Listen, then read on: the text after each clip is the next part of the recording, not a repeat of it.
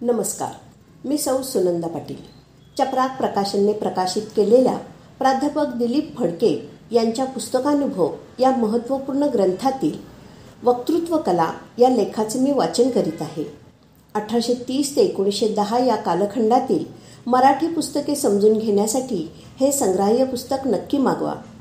1830 ते 1910 या काळात प्रसिद्ध झालेल्या काही निवडक मराठी पुस्तकांचे परीक्षण. या लेखाचे शीर्षक आहे वक्तृत्व कला. वक्तृत्वावरच्या 2 पुस्तकांचा आपण मागे परिचय करून घेतला होता. त्यातील एक होते 1887 मध्ये प्रकाशित झालेले वक्तृत्व कला विवेचन.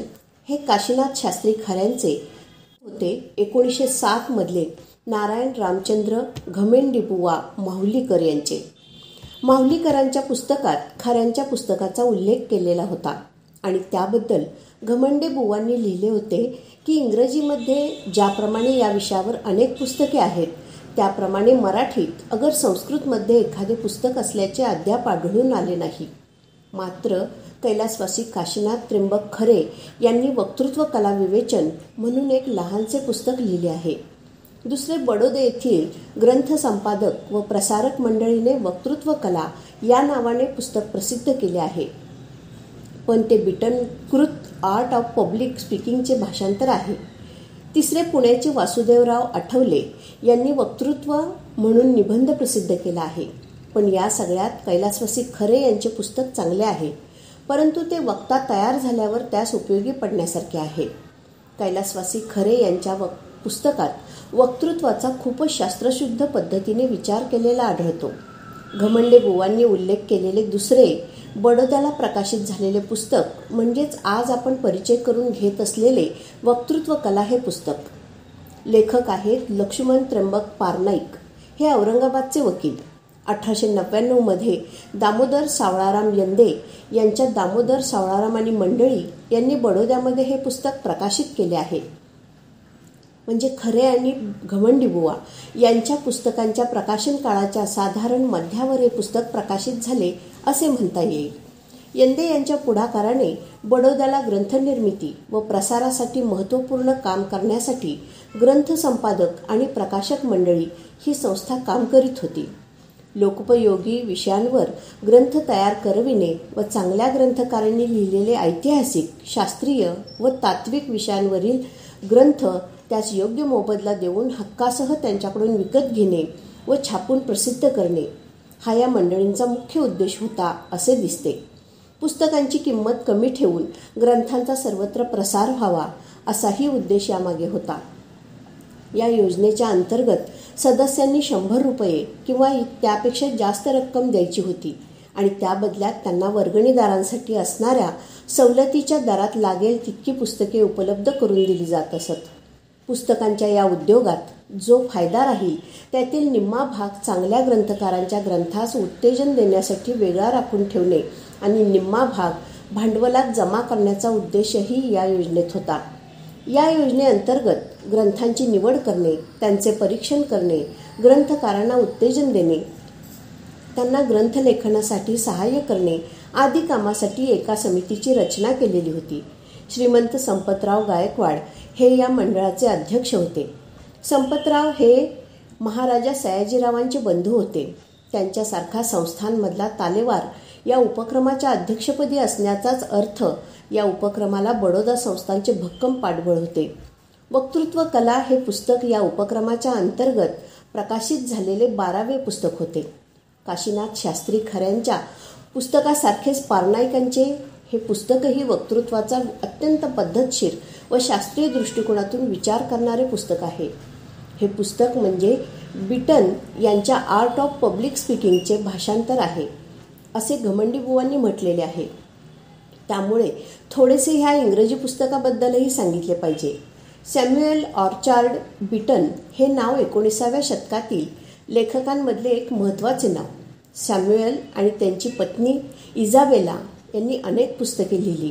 त्यात प्रामुख्याने गृहव्यवस्थापनावरच्या पुस्तकांचा समावेश होता. आज डेल कार्नेस सारखे लेखक जशी पुस्तके लिहितात तशीच पुस्तके सॅम्युएल आणि इझाबेलाच्या नावावर आहेत. दी सिक्रेट लाईफ ऑफ मिसेस बिटन हा एक वेगळाच विषयी इजाबेलाच्या नावे आहे, पण तो भाग वेगळा. यातल्या Samuel Beeton art of public speaking हे पुस्तक लिहिले. पारनाईकांच्या वक्तृत्व कला ह्या पुस्तकावर ह्या आर्ट ऑफ पब्लिक स्पीकिंगची गर्द सावली आहे. इंग्रजी पुस्तकाचे ते शब्दशः भाषांतर म्हणता येणार नाही, पण इंग्रजी पुस्तकाच्या छायेत राहून त्यांनी ह्या मराठी पुस्तकाचे लेखन केलेले आहे हे नक्की. जिज्ञासू वाचकांसाठी आर्ट ऑफ पब्लिक स्पीकिंग हे मूळचे पुस्तक इंटरनेट आर्चिव्ह दा डाउनलोडेबल फॉर्मॅटमध्ये उपलब्ध आहे. भारतीय समाजामध्ये वक्तृत्व नवीन नाही.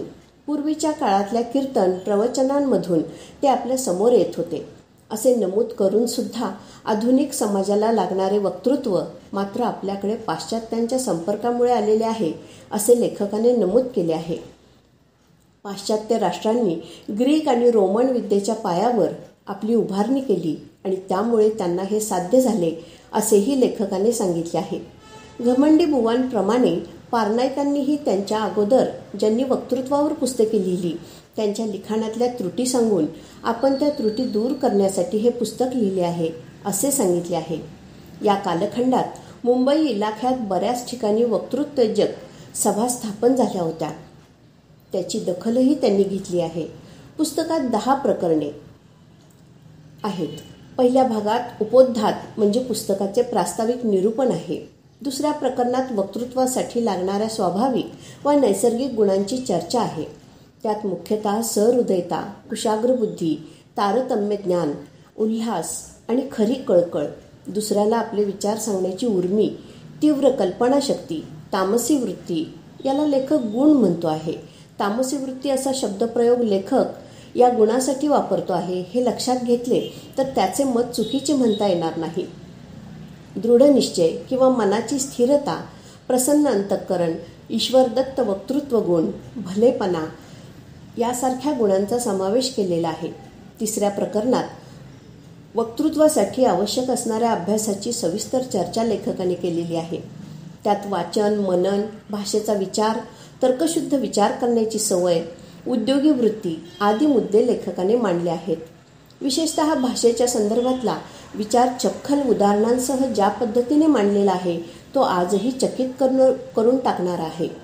हे पुस्तक इंग्रजीचे भाषांतर आहे असा घमंडी बुवांचा आक्षेप ती उदाहरणे पाहिली की चुकीचा ठरू लागतो.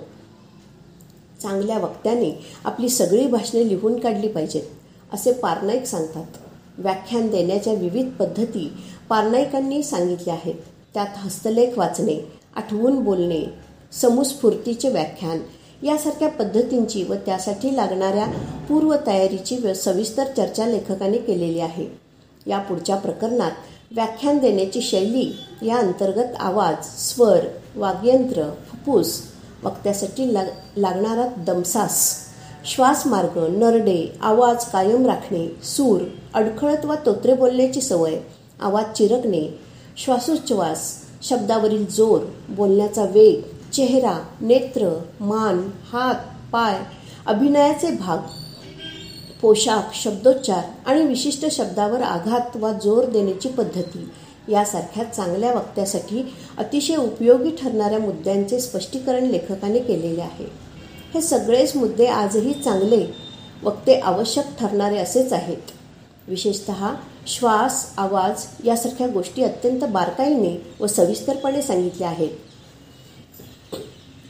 9व्या भागात चांगल्या साहित्याचे अध्ययन, चांगल्या वक्त्यांची भाषणे ऐकणे, 4 लोकांपुढे वाचून दाखविण्याची उपयुक्तता आदी मुद्दे मांडले आहेत.